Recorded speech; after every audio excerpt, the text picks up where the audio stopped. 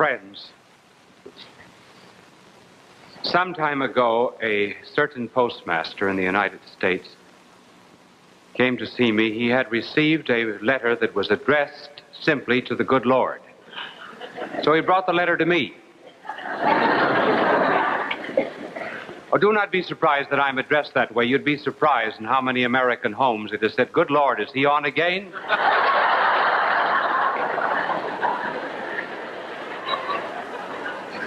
So we opened the letter, and the writer asked the good Lord for $50.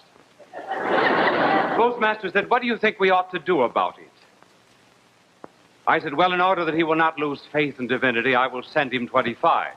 So I sent 25.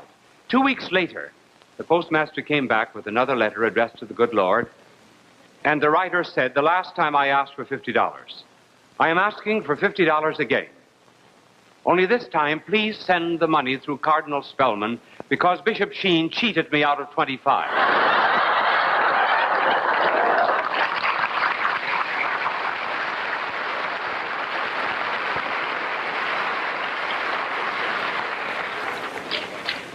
That experience creates the problem of who is the good neighbor. And once there was a lawyer who asked that question of our divine Lord.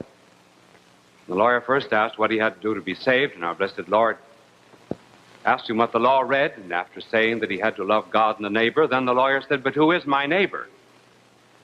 And our blessed Lord answered it by telling the story of the Good Samaritan. And the point of the parable was, not who is my neighbor, but have you the neighborly spirit?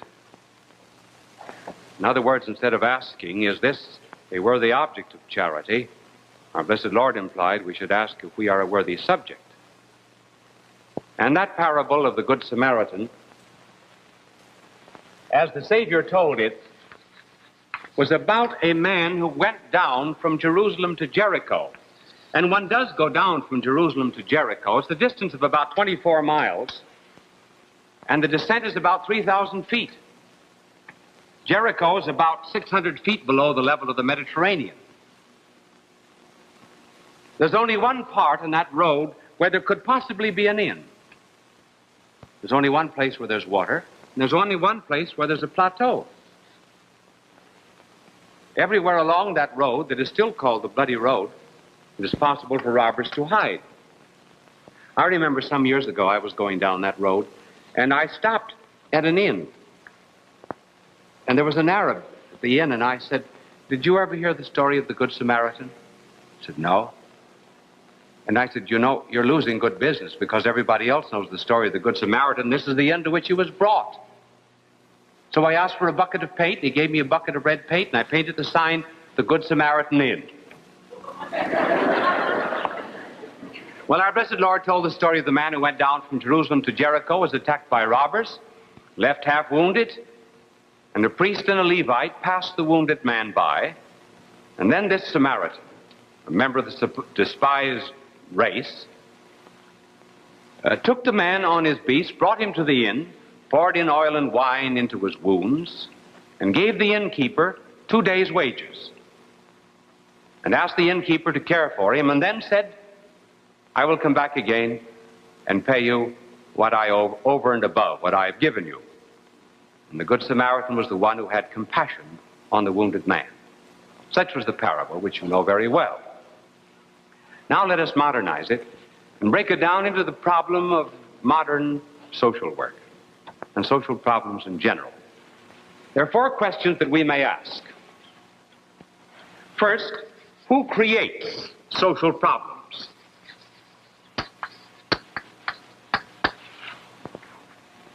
Secondly, who ignore social problems?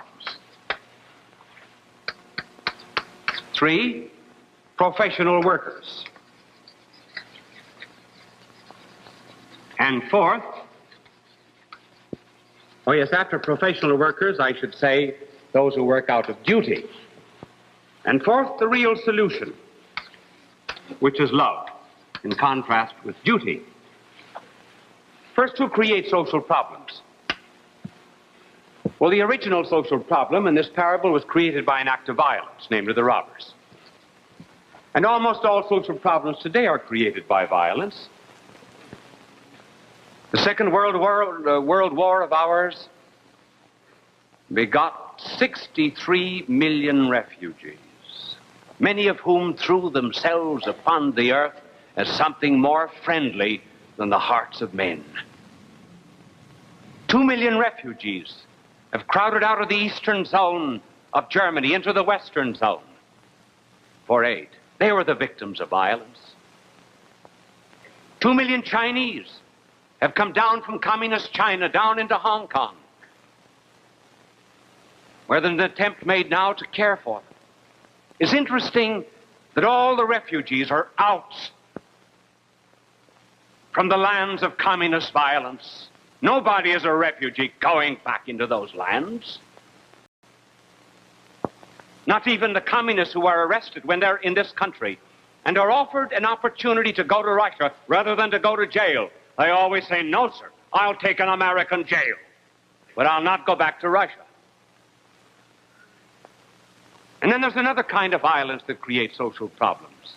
It's not those who steal possessions and lands, but rather those who steal from the young the image of God that is in them. The educators who tell them that they have no intellect, they have no will, they have no soul, that they're just beasts, animals. Well, if they're just beasts, we should not be surprised that they will grow up to act like beasts. They're robbed of a great spiritual heritage. These help create the social problem. That brings us to the second question, namely, who ignore the social problem? Well, the social problem is ignored, first of all, by the communists. The communist philosophy is this, and here I'm quoting Marx. A person of and by himself is without any value. Unless an individual belongs to the revolutionary class, he is without worth. Hence, communism is willing to liquidate millions of people, so long as that socialistic, communistic core or species continues to exist. They are the ones who pass by the wounded people of earth. They are the continuators of the priest and Levite who passed by, the wounded man. And incidentally, I wondered what they did after they passed by that wounded man. You know what I think they did? I think they went either to Jerusalem or Jericho and reported the matter to organized charities.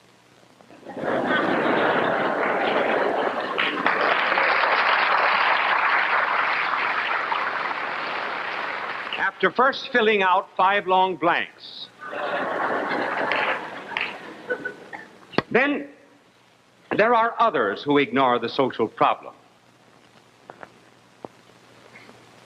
There is a minority, and thank God it is only a minority in this country in the field of social work, who have been influenced by the Marxist or communist philosophy, and who believe that there are only social problems and not personal problems. They believe that you can manipulate society like you manipulate machinery. And once you understand social laws thoroughly, then all individual problems will be solved.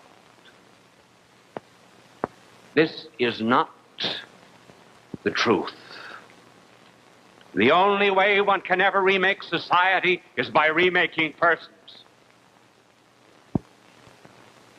One cannot remake persons by remaking society, because society is basically made up only of individuals and persons. But this group who insist upon social control to the forgetfulness of individual control insist that you always have to make long investigations before you can ever solve any problem. Hence the tendency today, even among foundations, to spend great fortunes making investigations, but not helping people directly. Now, it's all right to make investigations when the alternatives are unknown. For example, suppose you wanted to find out Which do the American people like better, a singing commercial or a spoken commercial? Or a red commercial, that is, a red commercial or a blue commercial? The blue one is sung. Well, you would have to carry on an investigation to find that out. But when people are in need, when they're hungry, when they're unclothed, then one does not make an investigation. One first feeds and clothes them, cares for them, and then one finds out the number. That was what our blessed Lord did when he found the multitude in the desert. He said they were as sheep without a shepherd. And so he fed them all. And in feeding them, he discovered that there were 5,000. Some time ago, there was a picture magazine that carried a series of photographs of someone in the subway steps of New York. This individual was wounded or he fainted, and the photographer stood there for an hour. And he took pictures of everyone passing by this wounded man.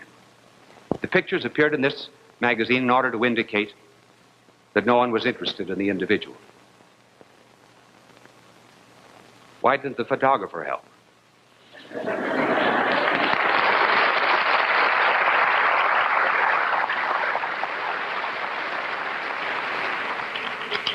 Glory be to God. I hope if I ever fainted on this program that the cameramen would run to my aid instead of taking pictures of me. And then, too, there must have been a number of people, when they saw the photographer there taking pictures, they thought, well, maybe this is a movie, or it's something framed, but it certainly is not reality.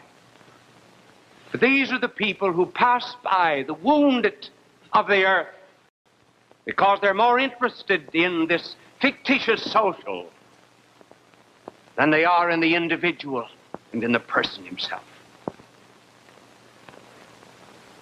And that brings us to the third division of the parable, namely the professional workers. Now, by the professional worker, we do not mean the organized worker. The distinction between the professional worker and those who offer the real solution is the distinction between duty and love. The professional worker is here understood as one like the innkeeper who receives a wage for doing great social work. But he works out of duty, just as the innkeeper received 2 days' pay. But it was necessary for the loving hands of the Samaritan to come back to aid the professional worker. Now, the professional workers are not necessarily in religious organizations. A professional worker could be in a secular organization and still work out of love. And it is even possible that there could be some social workers in religious organizations that were working out of duty and not out of love. Despite all the good that the duty worker does, it is not yet the real solution of the problem of charity, for the simple reason that they always work within limits. They believe in moderation. You never go too far. In other words, we close at 5.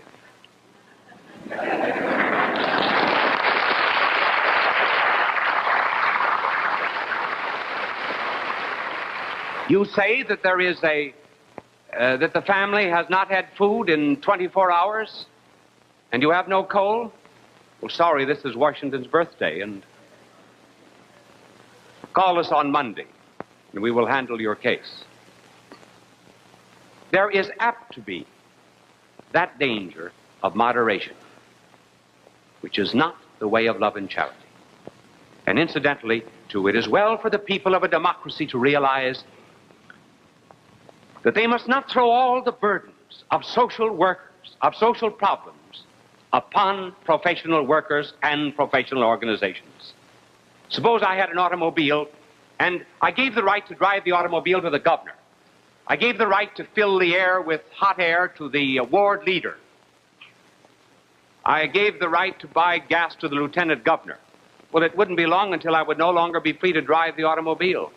And as American people surrender responsibility for the poor and the sick and the aged in their community, they also surrender their democracy. The best preservative of freedom in any democracy is a recognition that we all have responsibility to the poor, sick, burnt, anemic members of our society.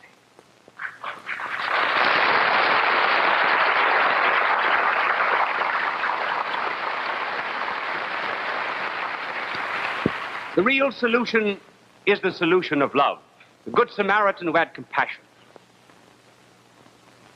And love here means three things. To the one who loves the poor, he always believes that the rich need the poor more than the poor ever need the rich. And by the rich, I mean only those who have relatively more than those who have not. Why do the poor need the rich? In order that they may have a roof over their heads, food in their stomach, clothes in their back, shoes in their feet. Why do the rich need the poor? In order that they may justify their stewardship of wealth. In order that they may thank God for the blessings that they have received. In order that they may have His grace in their hearts and His blessing on their being. The poor need the rich only for material reasons, but the rich need the poor for spiritual reasons. And that was why our blessed Lord said that those who have money are to use their money to make friends with the mammon of iniquity. The mammon of iniquity meaning money. Give it to the poor, and they will intercede for you on the last day. As a beggar once said to me in Madrid outside of a church, he said, listen, if you don't give to me, who will intercede for you in the last day?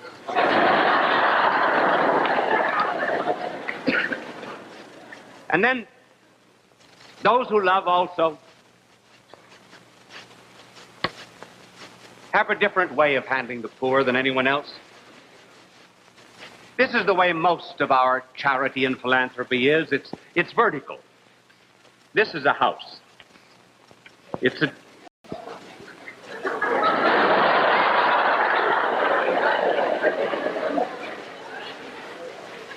Well, now, it looks like one so far, doesn't it? This is the first story. This is the second story. On the second floor of this house, the rich live. That is to say, merely those who have. And down here, there's a poor family. Now, those who have, in most charity, will go down to the poor, supply their needs, nurse them, care for them. But after they have done that, they go back again to the comforts and maybe luxuries of their own home. That is not perfect love. Perfect love is rather horizontal. Here are those who have, and here are those who have not. In real love, those who have pass over to those who have not, and they never again come back. They stay there until they have been relieved of their sorrow or their pain or their poverty. Just as our blessed Lord came down to this earth, crossed from the line of innocence over to the line of sinners, stayed with them, suffered with them, died for them, until He finally redeemed them. This is the kind of love that missionaries have, that will become citizens of the country in which they are missionaries, in order to better share the problems and woes and sorrows of the people for whom they care. This is the love of saints, the love that transforms the world. And finally, those who love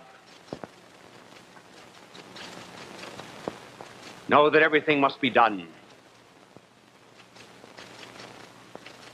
for a divine motive. to give a drink of water in his name. And on the last day, even the great lovers of the poor will be surprised. For on that day of the great assize, when God judges them, even the just, the saved, the great good social workers will say, will ask our Lord a question when he will say, I was hungry, and you gave me to eat. I was thirsty, and you gave me to drink. I was naked, and you clothed me. I was sick, and you cared for me. I was in prison, and you visited me.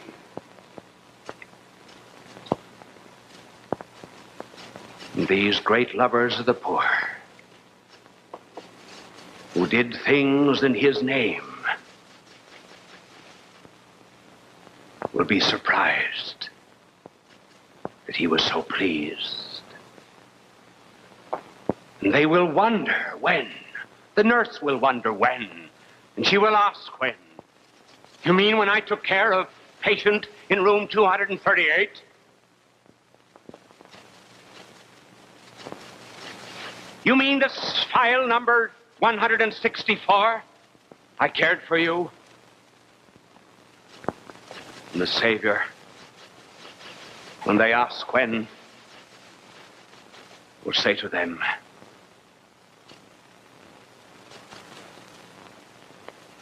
when you did it to the least of these, my brethren, you did it unto me. Unto me.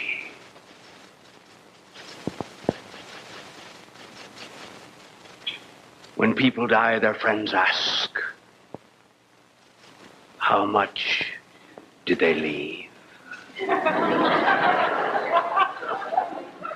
And the angels of heaven asked, how much did they take with them in love?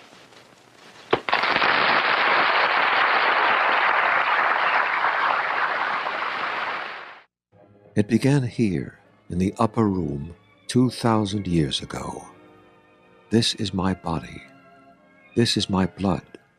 Remember me. In a garden he prayed to his Father on a night of betrayal, torture, death, far from Galilee.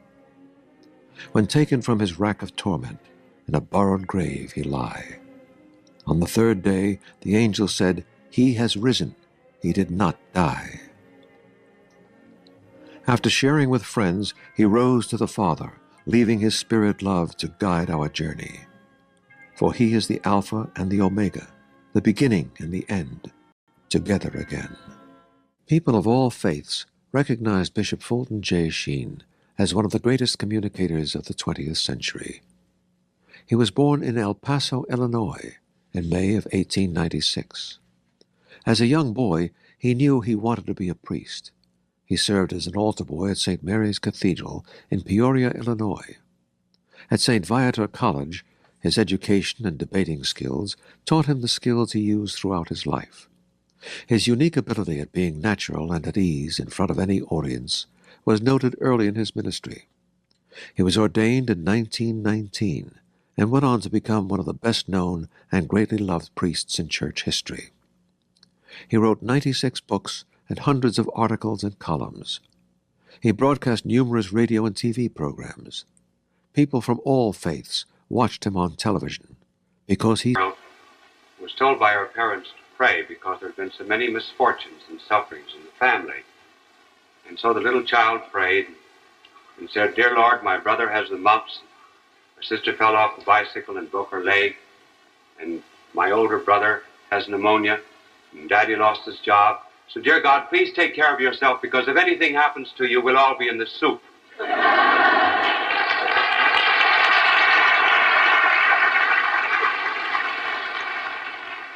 We have received so many letters from people who have had greater sufferings than this little girl. We decided tonight to talk on the subject of suffering. First, on some of the paradoxes of suffering. Secondly, on two ways of meeting pain or suffering. And finally, how to accept it. First of all, the paradoxes. Have you noticed that in our contemporary civilization, there happens to be a coincidence?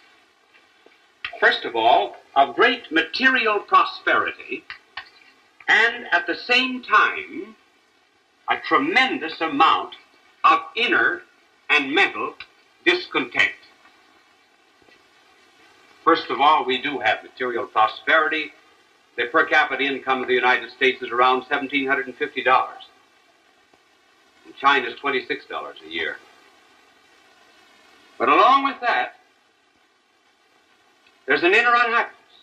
51% of the hospital beds of the United States are occupied by mental patients. We ought not to have this tragic sense of life with so much prosperity. Why is it? Certainly is not because we're prosperous.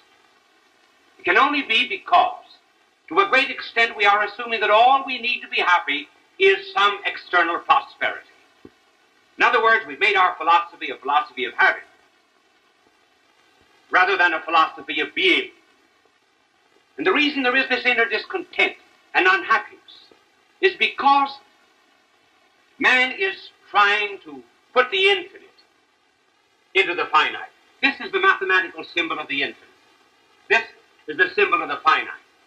And what we're trying to do with our soul and our heart that was made for the infinite of life and truth and love, we are attempting to pull this infinite down into our finite structure with all of its material environment. It simply cannot be done. Rather, what we should do to be happy in the midst of prosperity is to take this finite nature of ours and plunge it into the infinite. As Hans Werfel said, this line of the human and the finite and reason must be crossed somehow or other. And Werfel, continuing, says, it is crossed above by faith, and it is crossed below by insanity. That is the first peculiar paradox of modern suffering. Now there's a second. And the second has to do with pleasure. Have you ever noticed that we have a greater capacity for pain than we have for pleasure? For example, our pleasures are not always very enduring. For one thing, a pleasure can reach a point where it will give us pain. It can turn into pain. For example, tickling. And then also, have you noticed, too, that pleasure sometimes will go up like this, and then there will be a sudden drop in them. And finally, in order to get identically the same reaction, one must very much increase the stimulus. So we're not getting here, out of this life, all of the pleasure and happiness that we possibly can. But pain,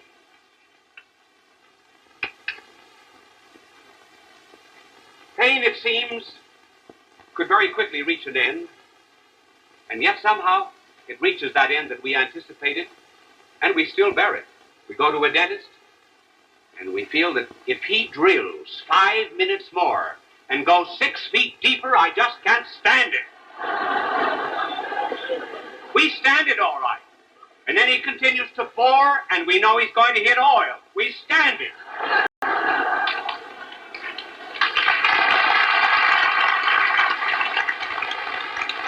There are many people listening to me in sick beds of suffering who felt that they should have exhausted themselves months or years ago, but they still can go on suffering. Now, why is this? Why do we have a greater capacity for pain than for pleasure? I think because it was intended by God that all pain here should end. That's why we seem to exhaust it. Because there will come another world when tears will be wiped away. The sorrows of this life are not worthy to be compared with the joys that are to come. But with pleasure and joy, particularly, is not intended to be exhausted here. That comes elsewhere. That happiness is being saved for heaven. And if people understood that, perhaps they would be, well, less mentally disturbed, less inclined to go to the psychiatrist, because they've all got skeletons in their closet. They make no bones about it.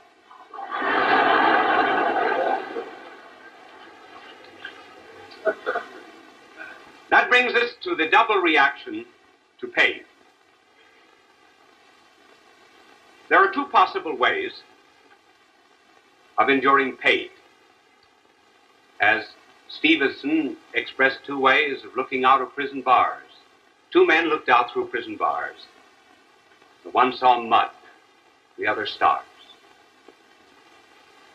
And in the midst of agony and pain and suffering, one reaction of pain can be rebellion. The other reaction of pain can be resignation. Why this difference? The difference is due to the fact that this person sees no purpose in pain. And when there's no purpose seen, no final destiny, when pain is just as opaque as a curtain, then it's rather natural for the soul to revolt against it. When one can see a purpose in it, see it as a means, see it transparent, and as opening onto something else, then there can be resignation. These two attitudes toward pain were perfectly exemplified on a day when two thieves and revolutionists were put to death. They were crucified on either side of our divine Lord. Both of these revolutionists suffered exactly the same torture. They had identically the same background.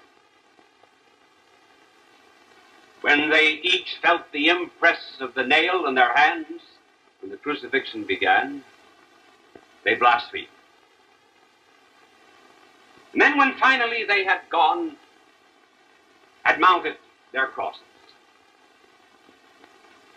they heard the one on the central cross speak. It was a peculiar word he spoke. Generally, when men die,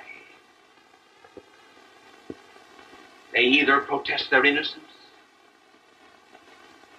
or if they have any spark of justice in their souls, they ask for forgiveness. But here, for the first time in the history of the world, the Son of God on the central cross was saying, Father, forgive them. They know not what they do.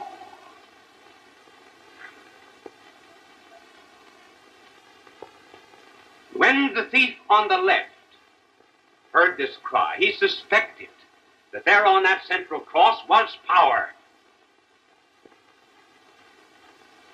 And so he asked the one on the central cross if he had power to take him down. That to him was the sign of omnipotence, to stop that pain and that suffering. Why should he be there? Why did he ask to be taken down? Not to be made better, but simply to go on with the dirty business of thieving.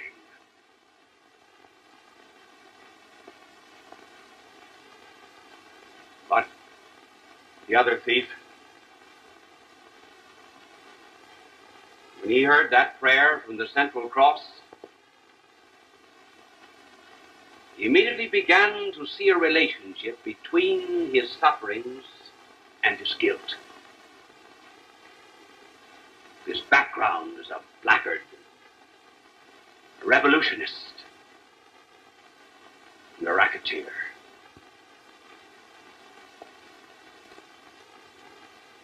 And some sparks from the central cross ignited some inflammable material in his soul. And in the belfry of his conscience, the bell began to toll. He spoke to his brother thief, and he said, "Fear ye not, fear ye not. We suffer the just reward of our crimes. But this man has done no wrong."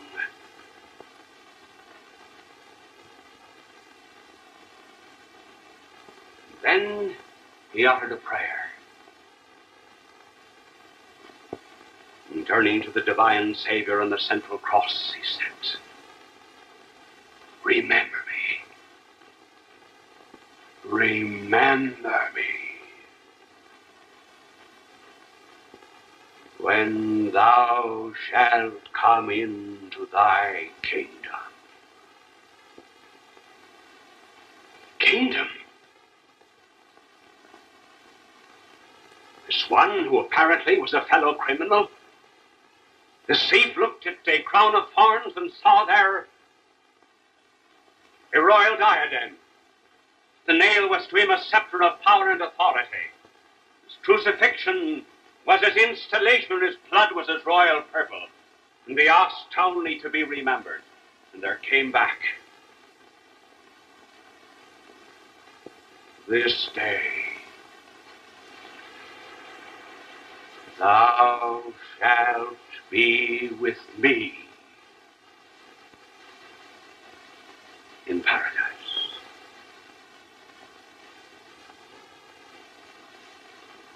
Now, it was the foundation of democracy, the worth of a single soul.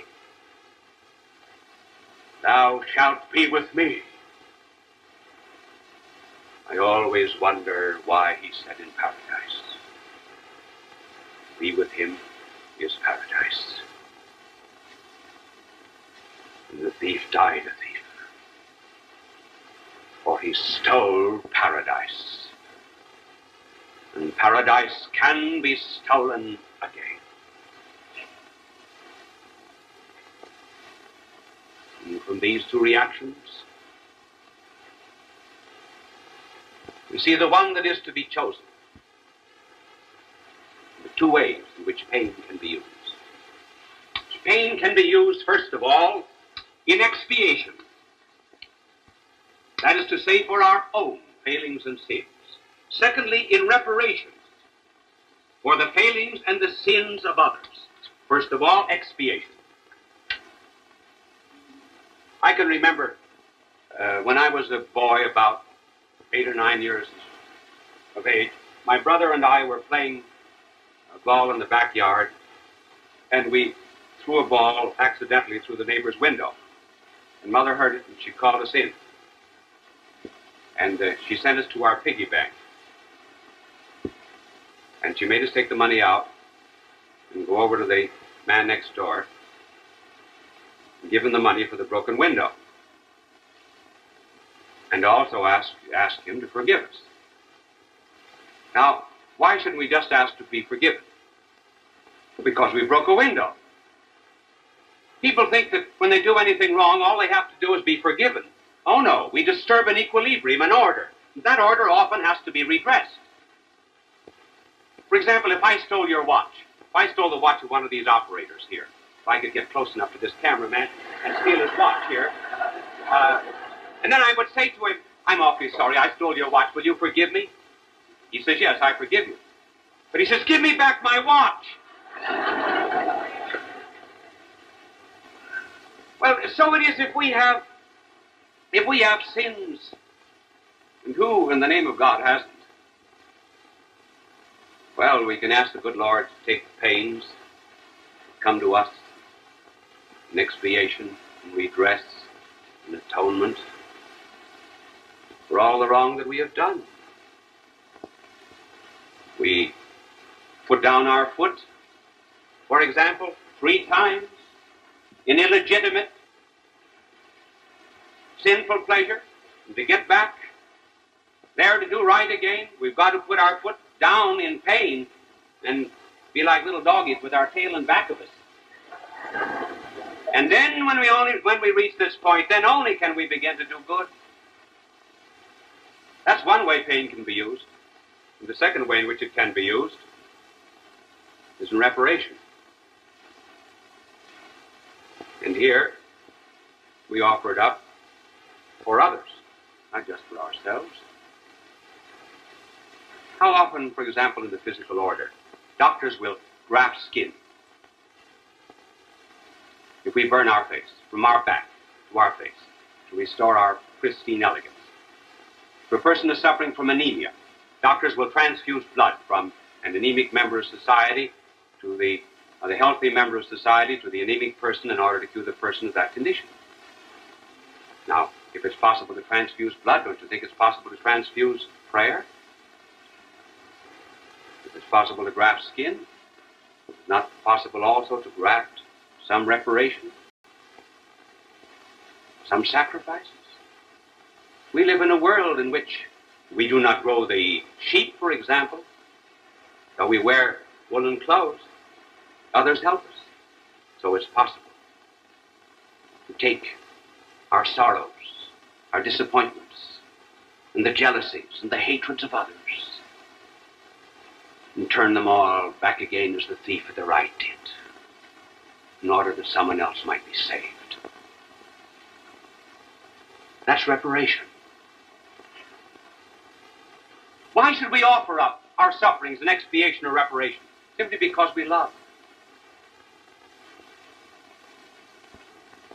Love will not kill pain, but love will diminish it. A mother sits up with her sick child all night long. For it's not agony, it's love. There are not